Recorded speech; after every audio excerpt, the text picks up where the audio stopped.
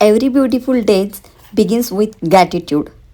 असं म्हणतात की सकाळची सुरुवात देवाच्या नामस्मरणाने झाली की मनाला एक वेगळीच शांतता मिळते.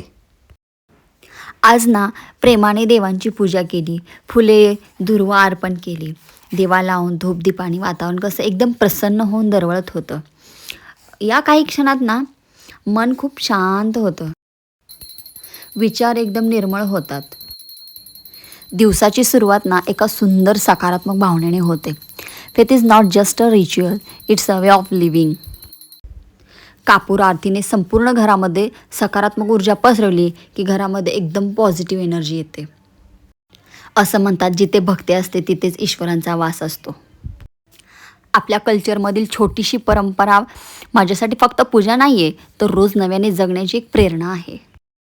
आणि यानंतर सुरू होतो माझा मॉम मोड ऑन. आज मुलांच्या टिफिनसाठी बनवते त्यांच्या आवडीचे गरमागरम आलू पराठे. स्वयंपाकघरातला प्रत्येक सुगंध, प्रत्येक घास आणि प्रत्येक पराठा प्रेमाने आणि मायेने तयार केलेला. कारण आईसाठी टिफिन म्हणजे नॉट ऑनली जेवण, तर तिचं प्रेम, काळजी आणि आशीर्वाद असतो. मुलांनी टिफिन उघडल्यावर त्यांच्या चेहऱ्यावरचं हसू, हाच तर प्रत्येक आईसाठी दिवसातला सुंदर क्षण असतो. Homemade food always carries a different kind of happiness. Tiffin bottle भरून मग सुरू होते मुलांना शाळेसाठी तयार करण्याची धावपळ. त्यांचे केस छानसे विंचरायचे, त्यांना नीट आवरायचं. आईचं आयुष्य कधीच थांबत नाही, पण या छोट्या छोट्या क्षणातच तिचं खरं सुख दडलेलं असतं.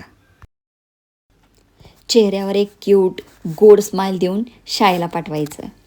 मुलं आनंदाने शाळेला गेली की मनालाही एक वेगळंच समाधान मिळतं. नाव bye, see you next vlog. Bye.